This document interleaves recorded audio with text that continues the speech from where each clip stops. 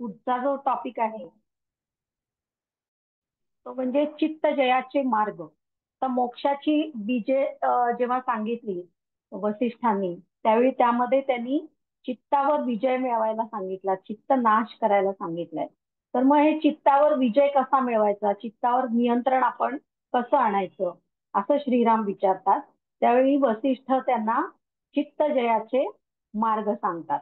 तर हे चित्त जयाचे मार्ग वसिष्ठांनी जे सांगितले ते चार मार्ग सांगितलेले आहेत चित्त जयाचे, किंवा चार उपाय सांगितलेले आहेत की ज्यामुळे आपण आपल्या चित्तावर विजय मिळवू शकतो, किंवा आपला चित्त नाश करू शकतो, किंवा चित्त जय हा आपण मिळवू शकतो.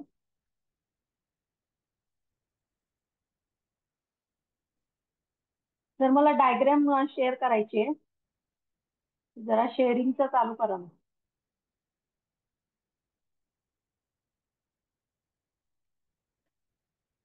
Hello. Hello sir. Hello. Madam host झालात, आपण करू शकता शेअर. हा, करू शकतो. ठीक आहे.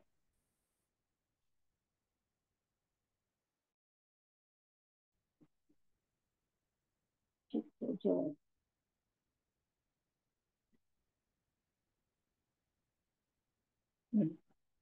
श्री वशिष्ठांनी सर्ग 92 मध्ये चित्त जयाचे चार मार्ग किंवा चार उपाय सांगितलेले आहेत. आणि यापैकी कोणत्याही एका मार्गाचा दीर्घकाळ सातत्यानं प्रयत्नपूर्वक निरंतर जर कुणी अभ्यास करत राहिलं तर चित्ताला आपल्याला जिंकून घेता येतं, किंवा चित्तावर आपल्याला नियंत्रण मिळवता येतं. त्याला चित्त जय असं म्हटलेलं आहे. परंतु या मार्गाचा जो अभ्यास आहे किंवा हे जे उपाय सांगितलेले आहेत याचा मात्र सतत दीर्घकाळ वर्षानुवर्षे सातत्यानं अभ्यास करत राहावं लागतं, किंवा सातत्यानं प्रयत्नपूर्वक अभ्यास जर केला तरच चित्त जय हा मिळवता येतो. आता हे चार मार्ग जे सांगितलेले आहेत त्यातले मुख्य चार मार्ग आहेत ते म्हणजे प्राणनिरोध, वासना त्याग, साधू समागम आणि अध्यात्म प्राप्ती. हे चार मार्ग सांगितलेले आहेत. तर त्यात ते आपण एक एक एक एक बघूया. तर पहिला जो मार्ग चित्तजयाचा सांगितलाय तो म्हणजे प्राणनिरोध. तर प्राणनिरोध किंवा प्राणस्पंदाचा निरोध कसा करायचा हे तुम्ही मागच्या वर्षी सुद्धा अभ्यासलेला आहे. त्याप्रमाणेच इथे प्राणनिरोध सुद्धा सांगितलेला आहे. तर प्राणनिरोध का करायचा किंवा हा मार्ग का सांगितलेला आहे, तर वासनेनं प्रेरित झालेला जो प्राण आहे, वासनेनं प्रेरित झालेला जो प्राण आहे त्या प्राणाच्या स्पंदामुळं संवितची जाणीव जी आहे ती चंचल होते. वासनेनं प्रेरित झालेल्या प्राणाच्या स्पंदामुळं संवितची जाणीव जी आहे ती चंचल होते. संवितची जाणीव म्हणजे चैतन्याची जी जाणीव आहे किंवा जी संवेदना जी आहे ती चंचल होते, आणि तिचं असंख्य आकारामध्ये परिवर्तन हे होत राहतं. आणि हे जे असंख्य आकारात परिवर्तन होत राहतं हेच चित्त आहे. आणि या चित्तामुळं सर्व काही अनर्थ पसरलेले आहेत. या चित्ताने सर्व अनर्थ आपल्या जीवनामध्ये पसरवलेला आहे. आता प्राणस्पंदामुळे काय होतं की संवितची निर्मिती होते. म्हणजे आपल्याला बाहेरच्या वातावरणात जे काही आहे त्याचं ज्ञान होतं, आणि त्याचं ज्ञान झालं की त्या त्या वस्तूचा भोग घेण्याची इच्छा आपल्याला होते, म्हणजे संवित चंचल होते. आणि मग असंख्य आकारामध्ये हे जग आपल्याला कळायला लागतं. म्हणजे असंख्य आकार या आपल्याला दिसायला लागतात, त्याची जाणीव व्हायला लागते. आणि त्यामुळं काय होतं की आपल्याला त्या त्या पदार्थांचे भोग घेण्याची इच्छा होते, आणि ती जी तृष्णा आहे ती कधी संपतच नाही. आणि त्यामुळंच हे सगळे अनर्थ आपल्या जीवनामध्ये उत्पन्न झालेले आहेत. म्हणून वासनेनं प्रेरित झालेल्या प्राणाच्या स्पंदामुळं संवितची जाणीव चंचल होते, आणि ही जी जाणीव आहे चंचल झालेली तिचे असंख्य आकारात परिवर्तन होत राहतं, आणि हेच चित्त आहे. आणि या चित्तानंच सर्व अनर्थ समूह पसरवलेला आहे. आणि या चित्तामुळे सर्व जीवांची जाणीव ही शतखंडित करून त्यांना जर्जर आणि व्याकुळ करून सोडलेला आहे. जीवांची जाणीव जी आहे, जीवांची जाणीव म्हणजे काय? आपल्याला प्रत्येक गोष्टीची जाणीव होते, कारण आपल्यामध्ये आत्मा आहे, चैतन्य आहे. त्यामुळं आपल्या आपल्याला आपल्या ज्ञानेंद्रियांच्या मार्फत सगळ्या बाहेरच्या गोष्टींची जाणीव होत असते.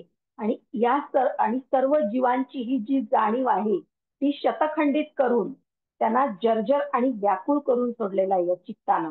कारण का? तर आपण आपली जी ज्ञानेंद्रिय आहेत ती सतत विषयांच्या मागे धावत राहतात. आणि एक मिळालं की दुसरं पाहिजे, दुसरं मिळालं की तिसरं पाहिजे, तिसरं मिळालं की चौथं पाहिजे. आणि ही जी तृष्णा आहे ती कधी संपतच नाही. आणि त्या तृष्णेमुळंच सगळे जीव हे जर्जर आणि व्याकुळ झालेले असतात. म्हणूनच योगी पुरुष काय करतो? तर योगी पुरुष हा चित्त जया करता गुरु शिष्य परंपरेतून सिद्ध झालेल्या योगशास्त्रानुसार प्राणायाम, अजपाजप, ध्यान, धारणा इत्यादी उपायांचा अवलंब करून चित्त जया करता प्राणाचा निरोध करतात.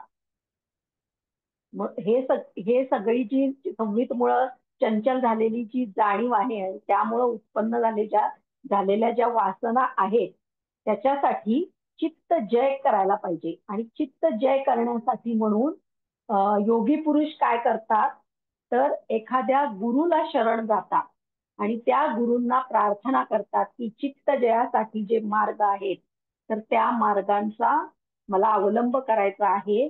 आणि त्यासाठी मी काय करायचं, कसं करायचं याचा उपदेश मला करा किंवा याचं शिक्षण मला द्या, असं योगी पुरुष आपल्या गुरूंना विनंती करतो. आणि त्यानंतर योगशास्त्रानुसार मग गुरु त्यांना अनेक प्राणस्पंद निरोधाचे उपाय सांगतात. तर प्राणस्पंद निरोधाचे उपाय कोणते आहेत योगानुसार? पहिलं म्हणजे प्राणायाम, दुसरं अजपाजप, तिसरं धारणा आणि ध्यान. तर या हे सगळं कसं करायचं हे गुरु शिष्य परंपरेतून योगी शिकतो आणि त्याचा दीर्घकाळ सातत्यानं प्रयत्नपूर्वक अभ्यास करतो. आणि त्यामुळं प्राणाचा निरोध होतो. आणि प्राणाचा निरोध झाल्यानंतर मग चित्तजय हा मिळवता येतो. प्राणायामामध्ये काय केलं जातं? प्राणायामात पूरक, कुंभक आणि रेचक अशा 3 प्रक्रिया असतात. तर या पूरक, कुंभक, रेचकाच्या अभ्यासानं प्राणस्पंदाचा निरोध करता येतो. तसंच अजपाजप म्हणजे काय? अजपाजप तुम्ही एका उपनिषदामध्ये शिकलेले आहात. हंस अजपाजप, हंस विद्या असं सुद्धा त्याच्यामध्ये त्यांनी म्हटलेलं आहे. अजपाजप म्हणजे काय? तर आपण जेव्हा श्वास घेतो आणि श्वास सोडतो, तर आपण श्वास घेणं आणि श्वास सोडणं याच्यामध्ये सुद्धा एक प्रकारचा जप हा होत असतो. त्याला अजपाजप म्हणजे जप न करता पण आपोआप जप होतो, त्याला अजपाजप असं म्हटलं जातं. पण तो श्वास कसा आहे? जाणीवपूर्वक घेतला गेला पाहिजे, त्याच्यावर पूर्णपणे लक्ष केंद्रित केलं पाहिजे, तर तो अजपाजप होतो. त्यानंतर धारणेचा अभ्यास केला पाहिजे.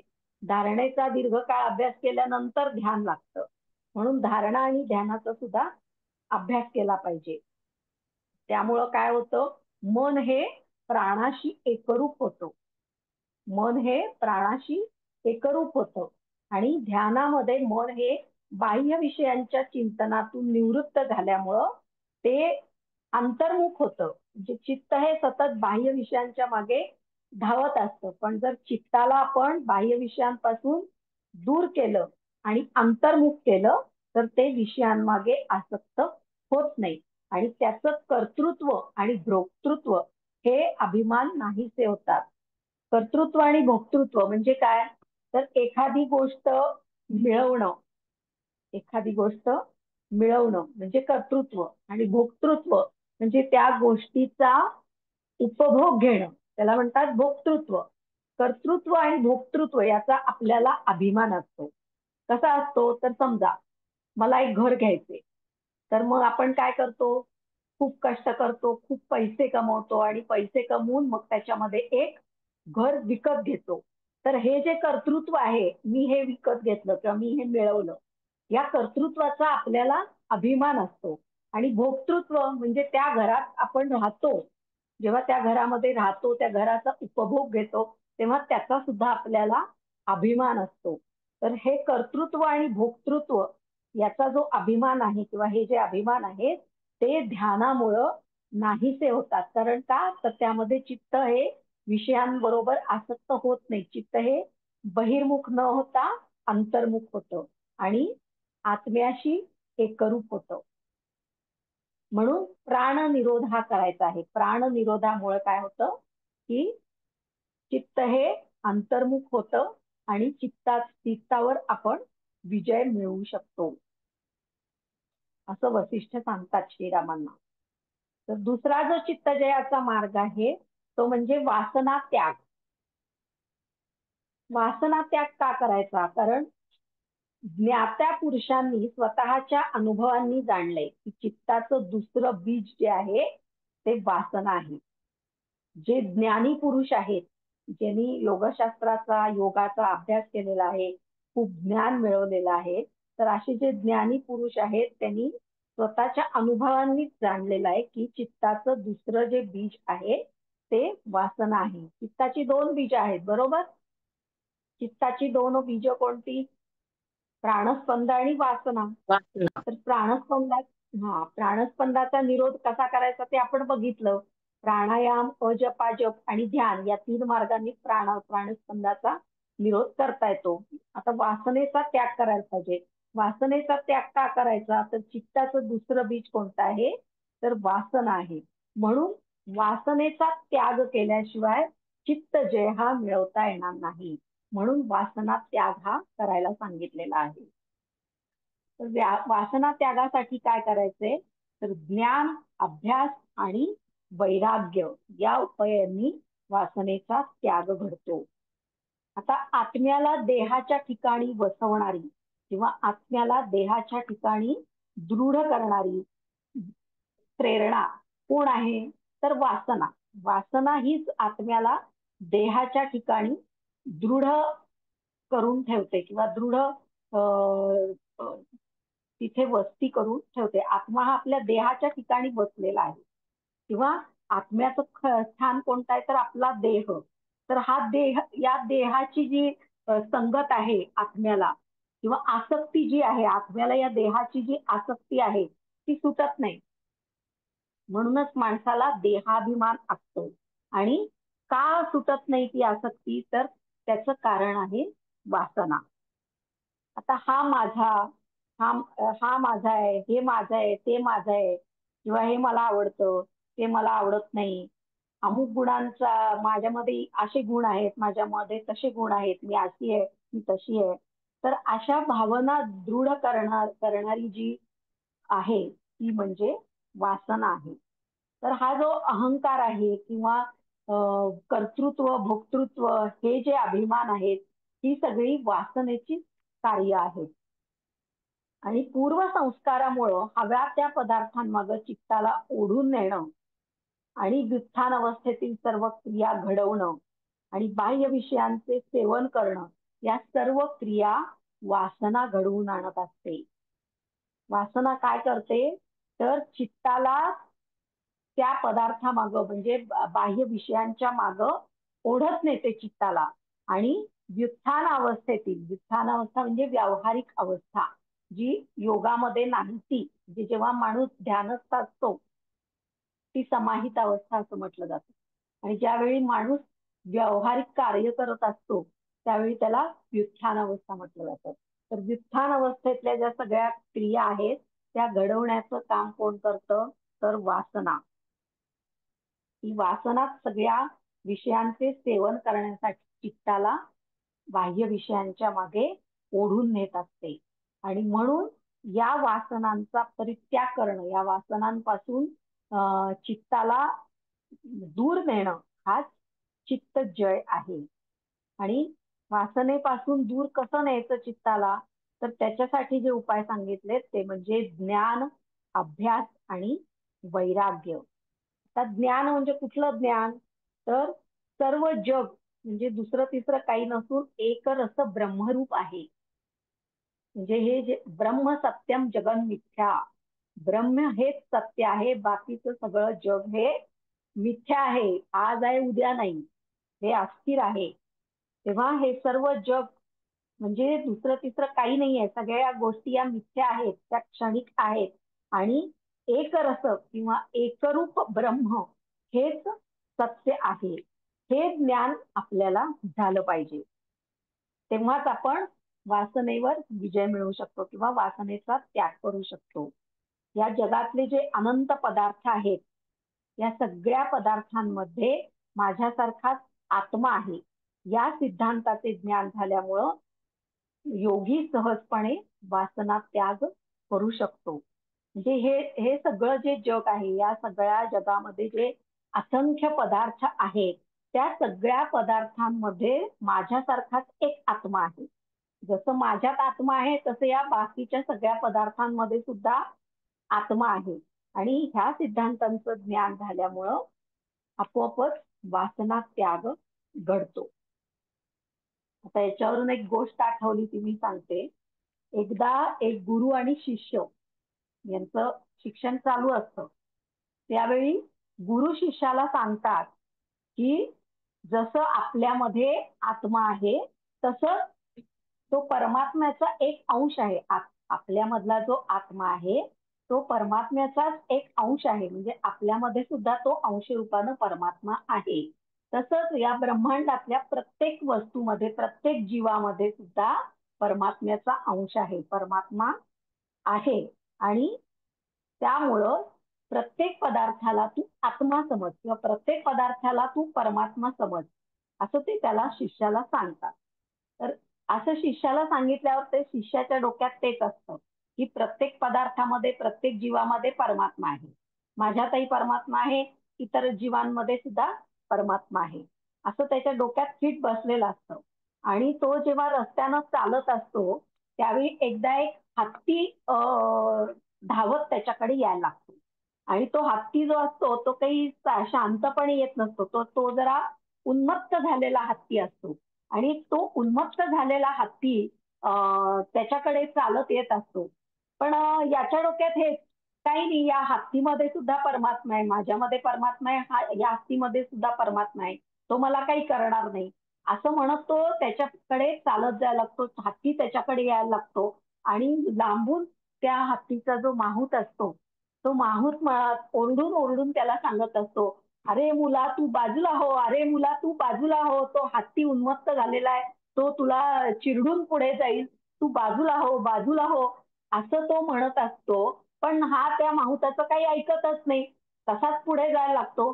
शेवटी तो माहूत त्याला ओढतो बाजूला पुढे पळत जाऊन. परंतु तरी सुद्धा त्याच्या पायावर हत्तीचा पाय पडतो आणि मग तो जोरजोरात कळवळून ओरडतो जेव्हा पायावर हत्तीचा पाय पडतो त्यावेळी.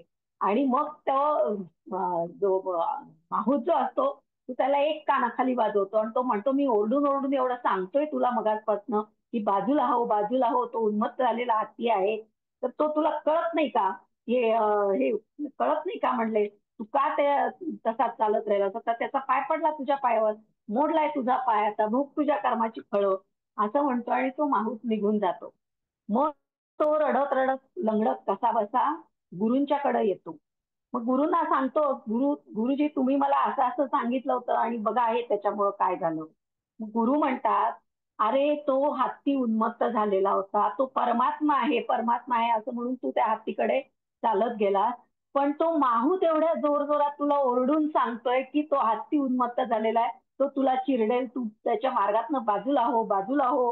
तर त्या माहुतामध्ये तुला परमात्मा नाही का रे दिसला? त्या माहुतात तुला का परमात्मा दिसला नाही? तो तुला सांगतोय की तू बाजूला हो, ते तुला कळलं नाही. तर अशा प्रकारे प्रत्येक वेळी एकच गोष्ट ध्यानात घेऊन उपयोग नाहीये. तर प्रॅक्टिकली सुद्धा बऱ्याच वेळा विचार हा करावा लागतो. आता हा एक विनोदाचा भाग सोडा, पण प्रत्येक जीवामध्ये, प्रत्येक पदार्थामध्ये हे ब्रह्म आहे किंवा चैतन्य आहे आणि प्रत्येक ठिकाणी आत्मा आहे, अशी धारणा केली तर त्या पाठीमागची आपली जी वासना आहे किंवा आपली विषयासक्ती जी आहे ती कमी होते, असं वसिष्ठांनी इथं सांगितलेलं आहे. त्यानंतर दुसरा जो उपाय वासना त्यागासाठी सांगितलाय तो म्हणजे अभ्यास. तर चित्तवृत्तींच्या निरोधाचा सतत अभ्यास करायला सांगितलेला आहे त्यांनी, की चित्तवृत्तींचा निरोध करणं म्हणजे चित्त सतत विषयामागं धावत असतं, त्या चित्ताला आपण परत विषयांपासून ओढून आत्म्याकडे घेऊन जाणं. आणि यासाठी काय करायला सांगितलंय त्यांनी, योगांगांचा अभ्यास करायला सांगितलेला आहे. योगांगांच्या अनुष्ठानामुळं चित्तवृत्तींचा निरोध करणं सहजपणे शक्य होतं. आता योगांगांचं अनुष्ठान म्हणजे काय? योगाचे किती अंग आहेत? 8. 8. कोणती कोणती? यम, नियम, आसन, प्राणायाम, प्रत्याहार, धारणा, ध्यान आणि समाधी. शाबास. तर हे जे अष्टांग योग पतंजलीने आपल्याला सांगितलं यालाच योगांग असं म्हटलेलं आहे. तर या अष्टांग योगाच्या अनुष्ठानामुळं किंवा अष्टांग योगाच्या सतत दीर्घकाळ प्रयत्नपूर्वक अभ्यासामुळं काय होतं, तर चित्तवृत्तींचा निरोध होतो आणि वासना त्याग हा घडवणं किंवा वासना त्याग करणं शक्य होतं. तर योगाची व्याख्याच अशी सांगितलेली आहे की चित्तवृत्ती निरोध हा योगश चित्तवृत्ती निरोध हा, चित्तवृत्तींचा निरोध करणं म्हणजे योग आहे. म्हणून ह्या अष्टांग योगाच्या सततच्या अभ्यासानं आपण चित्तवृत्तींचा निरोध करू शकतो आणि त्यामुळं वासना त्याग सुद्धा करू शकतो. नंतर तिसरा जो उपाय सांगितलाय वासना त्यागासाठी तो म्हणजे वैराग्य. वैराग्य म्हणजे काय? वैराग्य म्हणजे बाह्य विषयांबद्दल आपल्या मनामध्ये जी सतत आसक्ती असते ती आसक्ती नष्ट करणं म्हणजे बाह्य विषयांचा मोह जो आहे त्या मोहाला बळी न पडणं. कितीही विषयासक्ती असेल, कितीही मोह झाला तरी त्या मोहाच्या आहारी न जाता आपलं चित्त हे त्या विषयापासून बाजूला नेणं, बाह्य विषयांबद्दल मनातली आसक्ती नष्ट करणं, त्यांच्याबद्दल विरक्ती उत्पन्न करणं म्हणजे वैराग्य आहे. वैराग्याचं दुसरा एक शब्द त्याला वापरला जातो वैराग्याला, तो म्हणजे भग. भग म्हणजे वैराग्य. आणि ज्याच्याकडे असं पूर्ण वैराग्य आहे, परिपूर्ण भग आहे, त्यालाच आपण भगवान असं म्हणतो. म्हणजे ज्याच्याकडे खूप धन आहे त्याला आपण धनवान म्हणतो, ज्याच्याकडे खूप शक्ती आहे त्याला आपण शक्तिवान म्हणतो.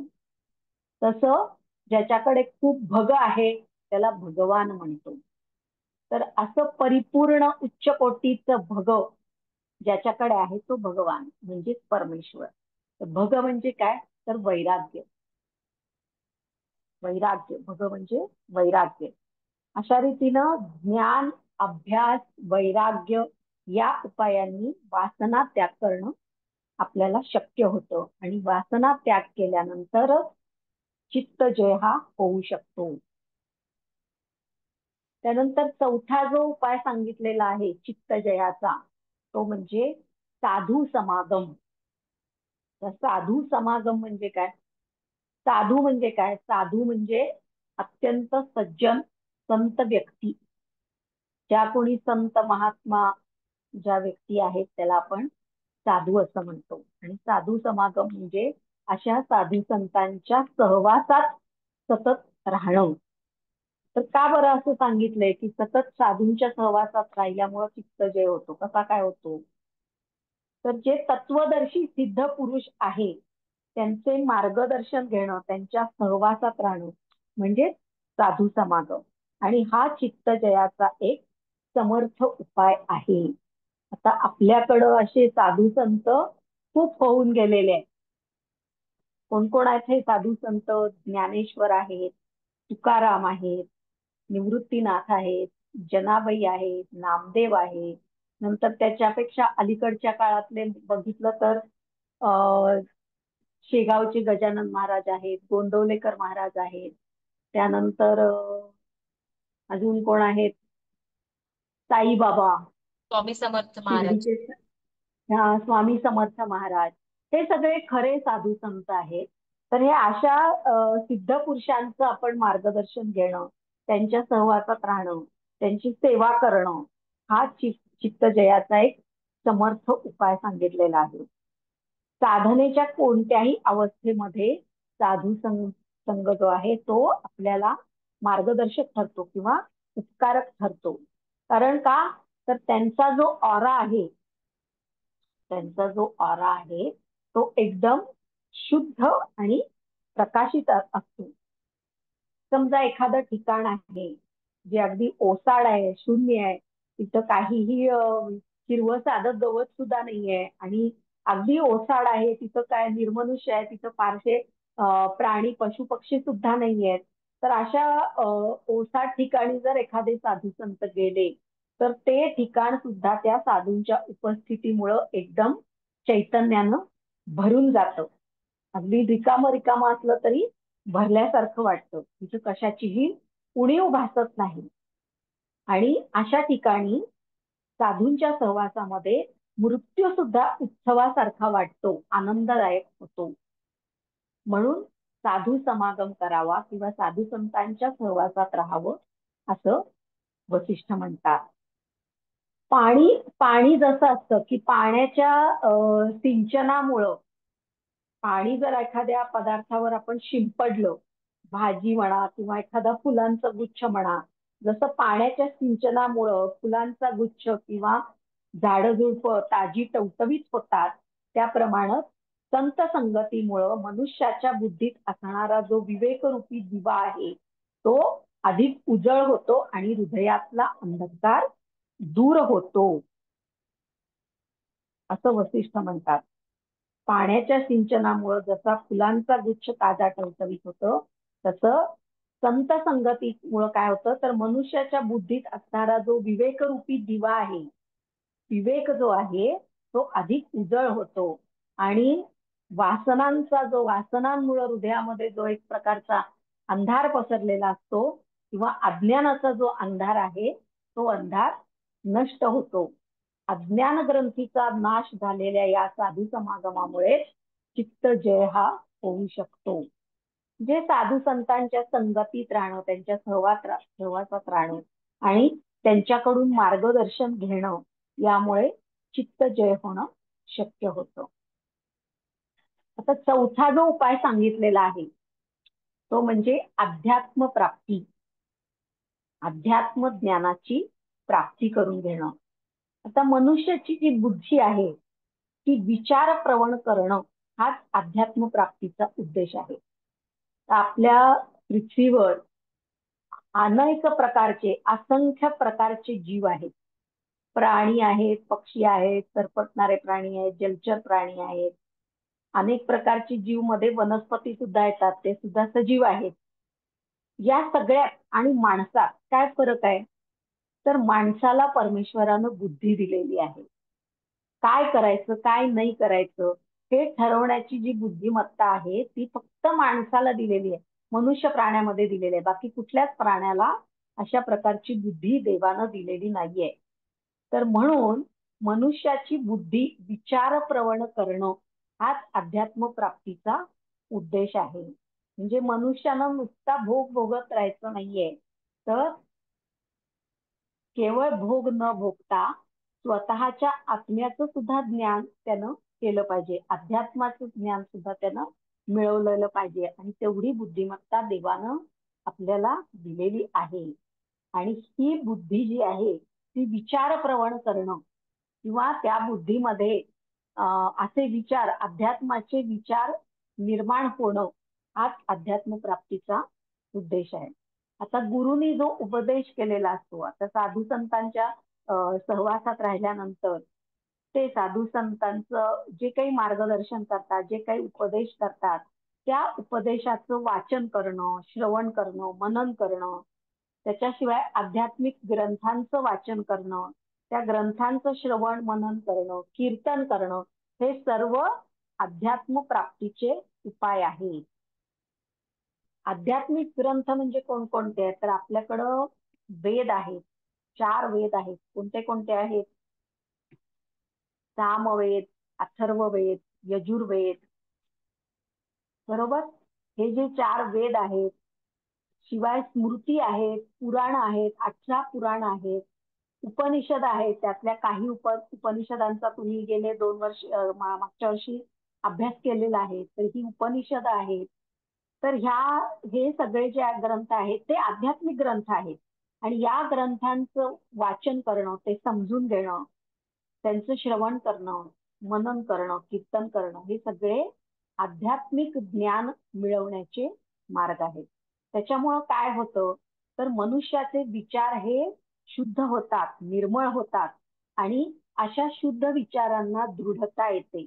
म्हणजे जे काही विचार आहेत मनुष्याचे, ते सतत मनुष्याचं चित्त हे विषयांच्या मागे धावत नाही किंवा दुसऱ्याला त्रास देणं, दुसऱ्याचं नुकसान करणं, असे विचार त्याच्यामध्ये मनामध्ये येत नाहीत. कारण विचार हे शुद्ध आणि सकारात्मक होतात आणि ते सकारात्मक आणि शुद्ध विचारांना दृढता येते आध्यात्मिक ग्रंथांच्या वाचनामुळे. त्याच्यामुळे आणखी काय होतं, तर मनुष्याच्या चित्ताची गती जी आहे ती सरळ आणि संयमित होऊन त्यावर अध्यात्माचे उत्तम संस्कार होतात. म्हणजे चित्ताची गती जी आहे ती सरळ पाहिजे, विकृत होऊन उपयोग नाही. चित्ताची गती सरळ आणि संयमित होते आणि त्यावर अध्यात्माचे उत्तम संस्कार होतात. आता आपण बाहेरच्या जगात आता सध्या आपण बघतोय की काय काय होते. बलात्कार, खून, त्यानंतर माणसाला हत्या करताना सुद्धा सरळ हत्या न करता सुद्धा त्याच्या शरीराची विटंबना करून मग त्याची हत्या केली जाते. अशी उदाहरणं आपण आता बाहेरच्या जगामध्ये बघतोच आहोत. आत्ताच अगदी नुकतंच घडलेलं काश्मीरचं उदाहरण घ्या. तिथं पर्यटकांना धर्म काय विचारून केवळ धर्म हिंदू आहे म्हणून त्यांची हत्या करणं, ते पण त्यांच्या पत्नींच्या समोर हत्या करणं त्यांची. तर हे अशा प्रकारच्या ज्या विकृती आहेत चित्तामध्ये, तर या चित्तामध्ये उत्पन्न होणाऱ्या विकृतींमुळेच अशा घटना या घडत असतात. पण आध्यात्मिक ग्रंथांचं वाचन केल्यामुळं, आध्यात्मिक विचारांमुळं काय होतं की चित्ताची गती सरळ होते, विकृत होत नाही, ती संयमित होते. चित्त हे सतत विषयांच्या मागे विकृतपणे धावत सुटत नाही, त्याच्यावर संयम प्राप्त होतो आणि त्यावर अध्यात्माचे उत्तम संस्कार होतात. आणि मनुष्य हा गुरुनं सांगितलेल्या किंवा गुरुनं उपदेश केलेल्या मार्गाचं आचरण करायला लागतो, ध्यान करायला लागतो, जप करायला लागतो आणि त्याचे जे काही आध्यात्मिक उपक्रम आहेत ते आध्यात्मिक उपक्रम सुद्धा फॉलो करायला लागतो. आता आध्यात्मिक उपक्रम म्हणजे काय, तर योगासनं करणं, प्राणायाम करणं, धारणा ध्यान करणं, हे सगळे जे आहेत ते आध्यात्मिक उपक्रम आहेत. त्याच्याबरोबरच जप करणं, एखाद्या इष्टदेवतेचा जप करणं, इष्टदेवतेची पूजा करणं, त्यासाठी काही व्रतवैकल्य करणं, उपवास करणं, हे सगळे आध्यात्मिक उपक्रम आहेत. तर ते आध्यात्मिक उपक्रम करण्याची त्याची बुद्धी होते आणि ते तो उपक्रम दृढतेनं करू लागतो. आणि अशा प्रकारे योगी पुरुषाचं चित्त जे आहे ते बाह्य क्षुद्र विचारांचा त्याग करतं आणि मग आध्यात्मिक विषयांच्या मध्ये ते चित्त त्याचं स्थिर होतं आणि त्यामुळं तो चित्तावर विजय मिळवू शकतो. म्हणजे चित्त जय हा होतो. तर असे हे चित्त जयाचे मार्ग किंवा उपाय वसिष्ठांनी श्रीरामांना सांगितलेले आहेत. याच्यात काही शंका आहे का?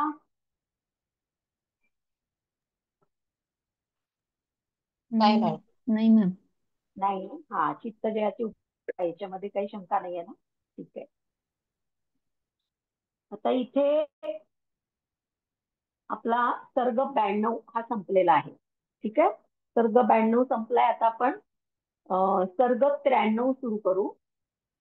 तर योग वसिष्ठातला उपशम प्रकरणातला सर्ग 93.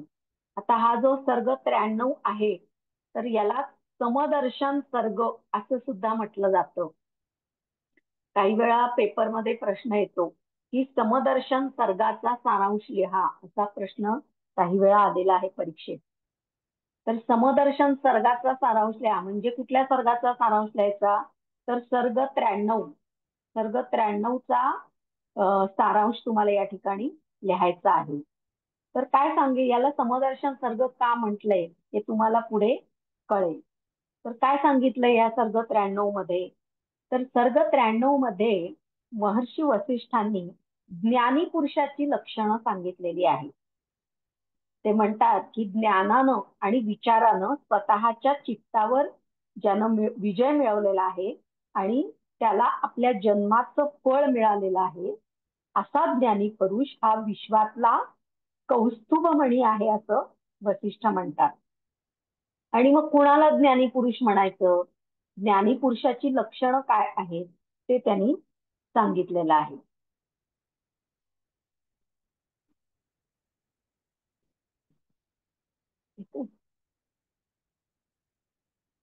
ज्या पुरुषाने ज्ञानानं आणि विचारानं स्वतःच्या चित्तावर विजय मिळवलेला आहे आणि ज्याला आपल्या जन्माचं फळ मिळालेलं आहे, असा ज्ञानी पुरुष हा विश्वातला कौस्तुभमणी आहे असं वसिष्ठ म्हणतात.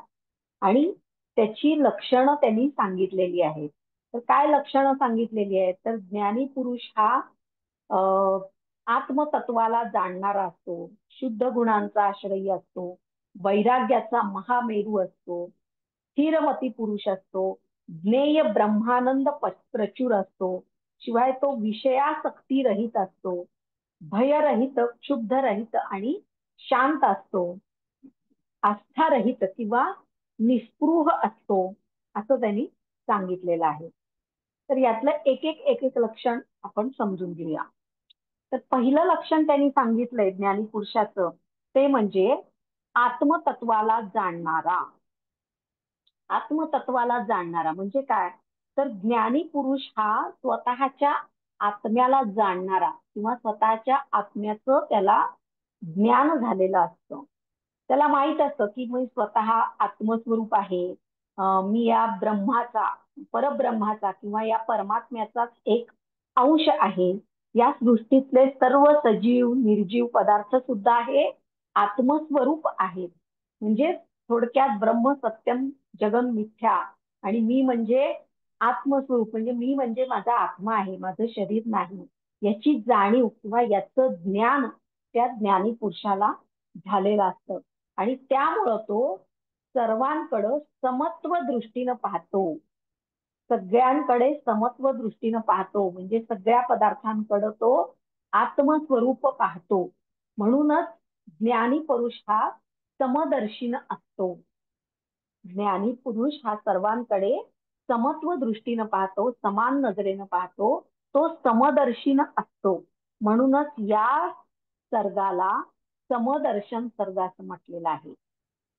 ज्ञानी पुरुषाची लक्षणामध्ये पहिलं लक्षण त्याचं काय आहे ज्ञानपुरुषाचं, तर तो समदर्शीन असतो. तो पुरुष समदर्शीन असतो, सर्वांकडे प्रत्येक पदार्थाकडे तो समत्व दृष्टीनं पाहतो. म्हणून या सर्गाला समदर्शन सर्ग असं म्हटलेलं आहे. त्यामुळं जर परीक्षेत प्रश्न आला समदर्शन सर्ग म्हणजे काय किंवा समदर्शन सर्गाचा सारांश लिहा, तर त्यामध्ये सर्ग 93चा सारांश लिहायचा आहे.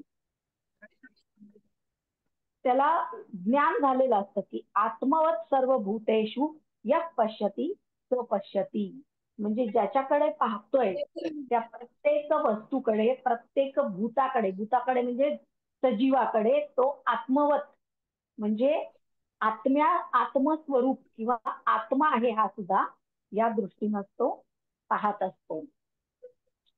नंतर दुसरं जे लक्षण त्यांनी सांगितलेलं आहे ते म्हणजे शुद्ध गुणांचा आश्रयी. शुद्ध गुणांचा आश्रयी म्हणजे काय, तर ज्याप्रमाणे शुद्ध जलानं भरलेल्या सरोवरामध्ये जलचर प्राणी आणि मासे आश्रय करतात, त्याप्रमाणे सम्यक ज्ञानानं भरलेल्या या ज्ञानी पुरुषाच्या चित्तामध्ये शम, दम, विवेक, वैराग्य इत्यादी शुद्ध गुण फक्त आश्रय करत असतात.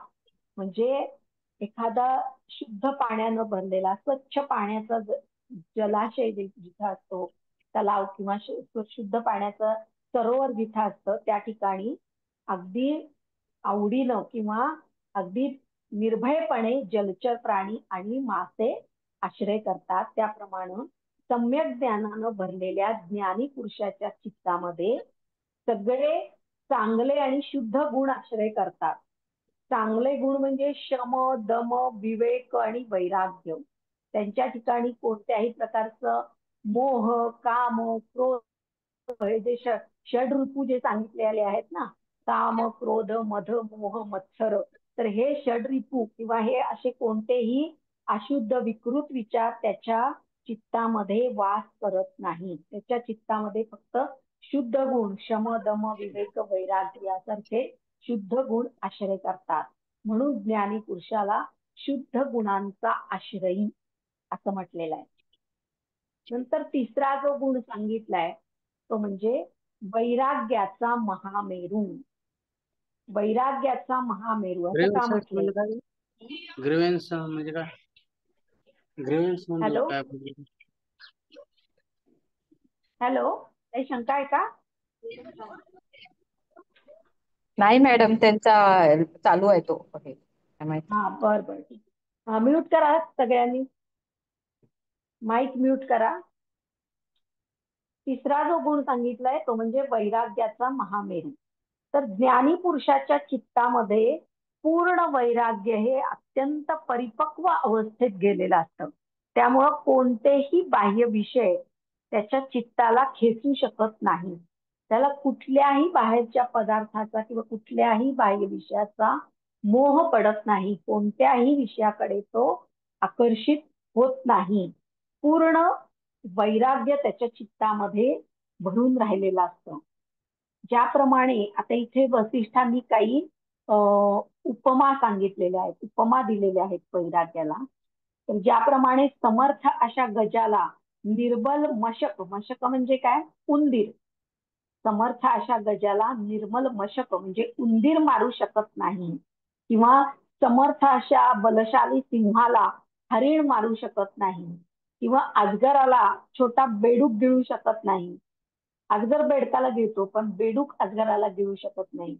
किंवा प्रलय मेघ जे असतात ते काही बालकाच्या मुठींनी धरले जात नाहीत. त्याप्रमाणे ज्ञानी पुरुषाला ज्याच्या चित्तामध्ये पूर्ण वैराग्य आहे, जो वैराग्याचा महामेरू आहे, अशा ज्ञानी पुरुषाला कोणताही विषय वश करू शकत नाही, किंवा मोहात पाडू शकत नाही, किंवा त्याच्या इंद्रियांना विषयाकडं आकर्षित केलं जाऊ शकत नाही. असा तो पूर्णपणे विरक्त झालेला पुरुष असतो.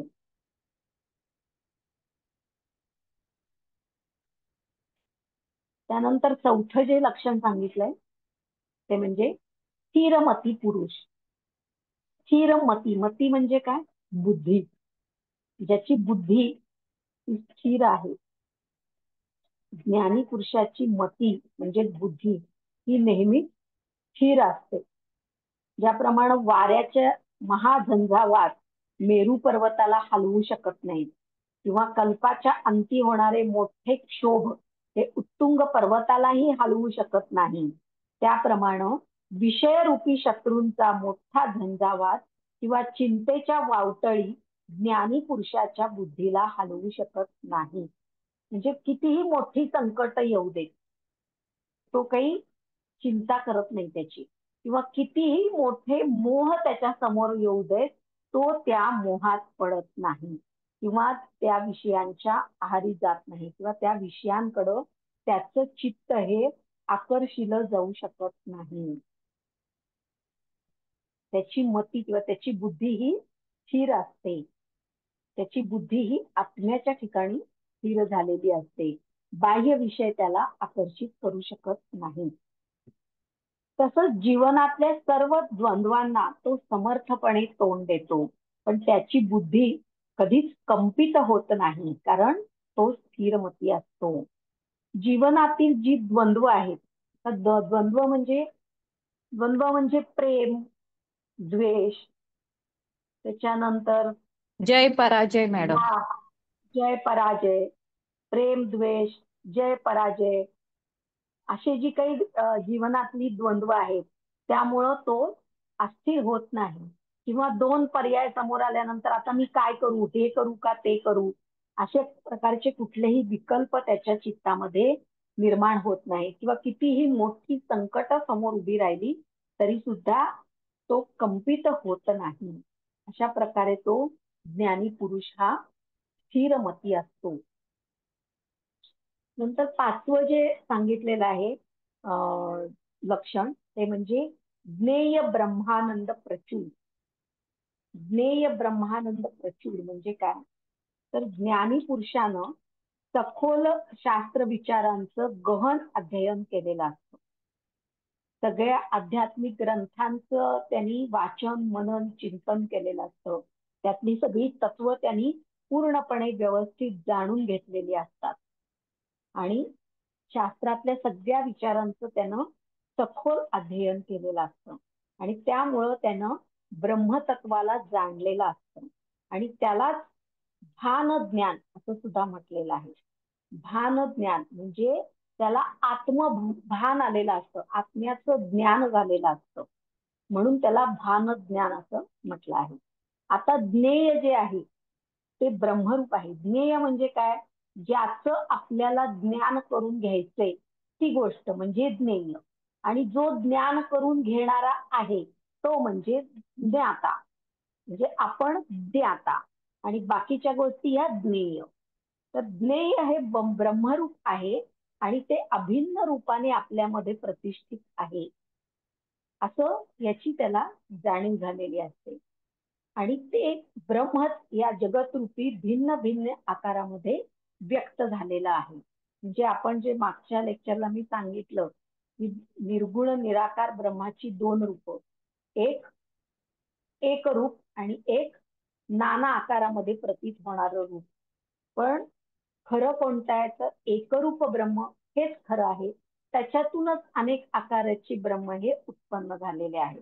म्हणून ज्ञेय हे ब्रह्मरूप आहे आणि तेच या जगतरूपी भिन्न भिन्न आकारामध्ये व्यक्त झालेलं आहे आणि हे ज्ञानी पुरुष जाणतो. हे ज्ञानच आत्मज्ञान सुद्धा आहे.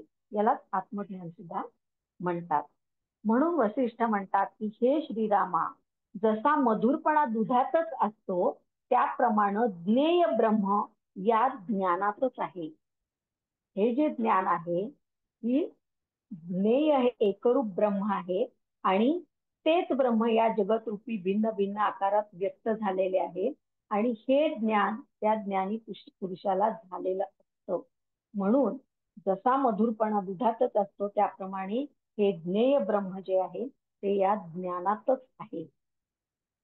स्वतःचे सम आणि निर्मळ रूप हेच ज्ञेय ब्रह्म आहे. स्वतःच सम आणि निर्मळ रूप ज्याच्यामध्ये कुठल्याही प्रकारचा गढूळ अहंकार नाहीये, तर अशा प्रकारचं सम आणि निर्मळ रूप हेच ज्ञेय ब्रह्म आहे आणि सर्वत्व ब्रह्मच आहे.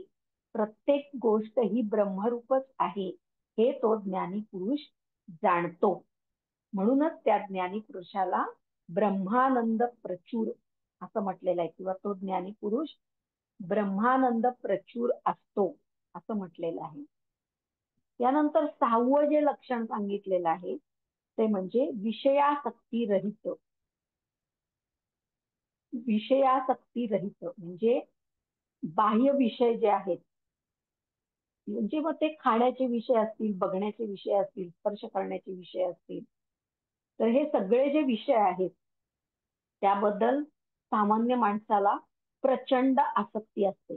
कुठलीच गोष्ट तो सोडायला तयार नसतो. परंतु ज्ञानी पुरुषाला या कोणत्याही बाह्य विषयांची आसक्ती असत नाही. ज्ञानी पुरुष हा वीणा किंवा मुरली किंवा इतर कुठल्याही वाद्यवृंदाच्या हृदयंगम ध्वनीमध्ये मग्न होत नाही किंवा आसक्त होत नाही किंवा कामिनीच्या सुंदर गीतांमध्ये सुद्धा तो आकर्षिला जात नाही. वसंत ऋतूतील भ्रमरांच्या गुंजारवामध्ये किंवा पावसाळ्यात फुलणाऱ्या पुष्पांमध्ये, मेघध्वनीमध्ये किंवा सुंदर केकावणी करणाऱ्या मोरांमध्ये, सारस पक्ष्याच्या मनोहर ध्वनीमध्ये किंवा गंभीर मृदंग ध्वनीमध्ये सुद्धा कधीही आसक्त होत नाही. त्याला या कुठल्याही गोष्टीचं आकर्षण असत नाही.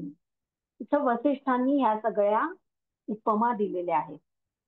पावसाळ्यात फुलणारे पुष्प, मेघध्वनी, सुंदर मोरांच्या केकावणी, सारस पक्ष्यांचे मनोहर ध्वनी, या कुठल्याही गोष्टीमध्ये ज्ञानी पुरुष जो आहे तो आसक्त होत नाही, आकर्षित होत नाही.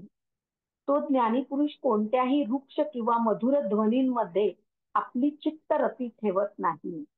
तर आपलं कसं असतं, आपला मूड नसला किंवा खूपच बोर वाटायला लागलं की आपण काय करतो, लगेच मोबाईल काढतो आणि आपल्या आवडीची छान गाणी लावतो आणि गाणी ऐकतो. मग एक 2-4 आपल्या आवडीची गाणी लागली, ऐकल्यानंतर आपल्याला कसं फ्रेश वाटतं किंवा आपल्याला आपला जरा मूड येतो. तर तसं या ज्ञानी पुरुषाचं होत नाही.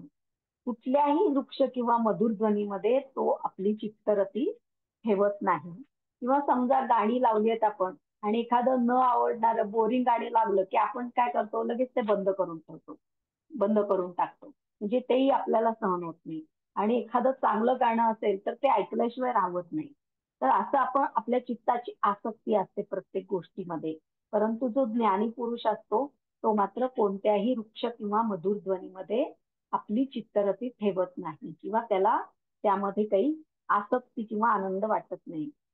हंस जसा माळ जमिनीवर आसक्त होत नाही, तसंच सर्वत्र विरक्त असलेला हा जीवनमुक्त स्वतःच्या अधीन असलेल्या कोणत्याच पदार्थांच्या भोगांची इच्छा करत नाही.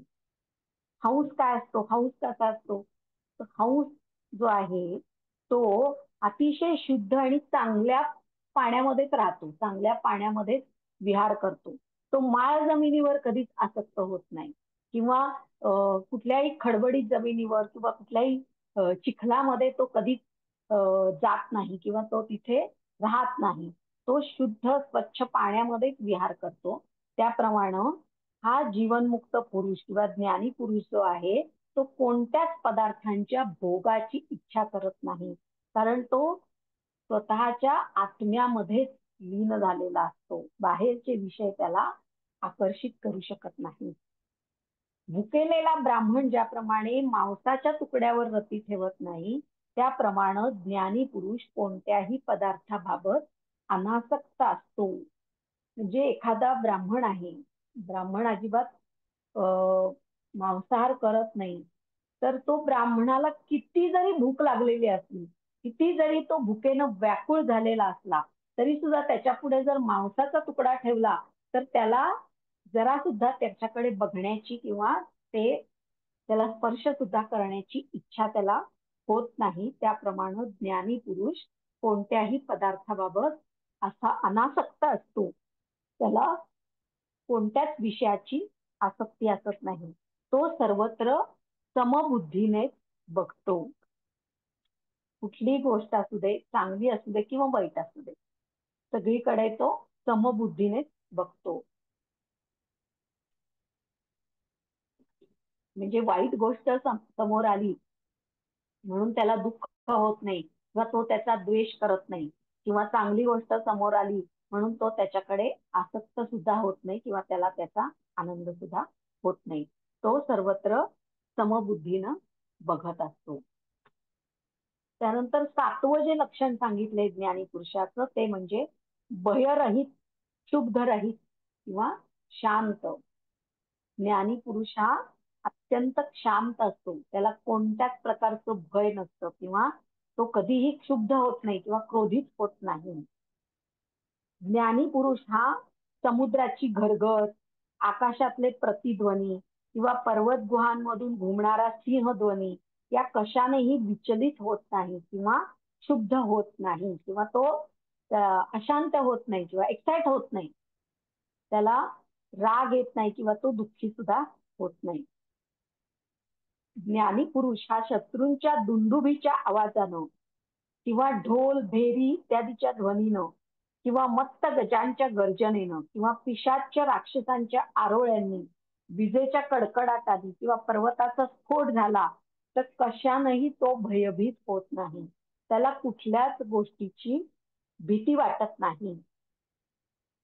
ज्ञानी पुरुष हा जळजळीत निखाऱ्यासारखी वाळवंट असलेल्या मरुभूमीवर किंवा पुष्पांच्या थरांनी आच्छादलेल्या मृदू भूमीवर किंवा उंच पर्वत कड्यावर किंवा खोल विहिरीच्या तळाशी तलवारीच्या धारेवर किंवा कमळांच्या शय्येवर खिन्नही होत नाही आणि आनंदही होत नाही.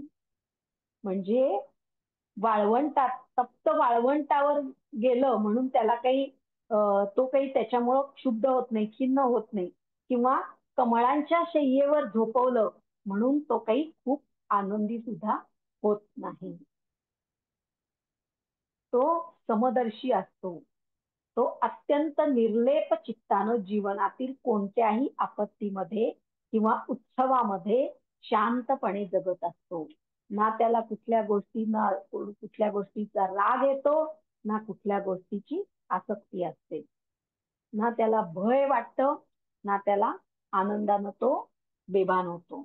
तो शांत आणि स्थिर बुद्धी असतो.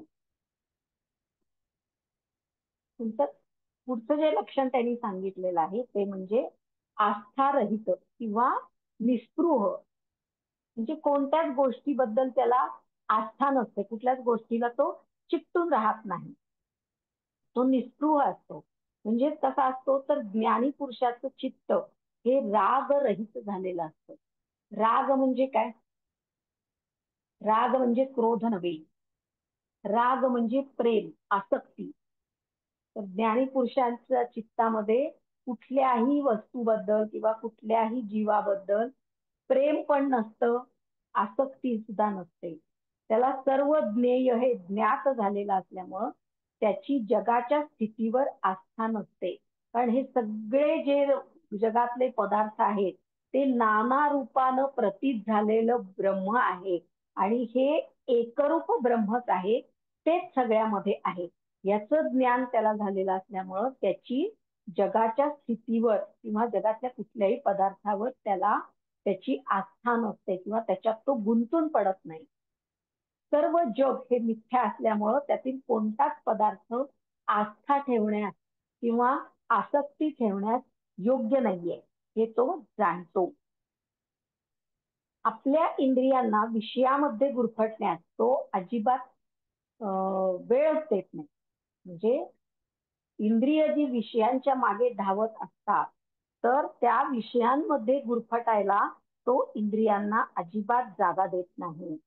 तो साधू पुरुष विचार रसाचे सतत सेवन करीत असल्यामुळे त्याची बुद्धी ही आत्म्यामध्ये विश्रांत पावलेली असते. त्याची बुद्धी जी आहे ती आत्म्यामध्ये शांत झालेली असते.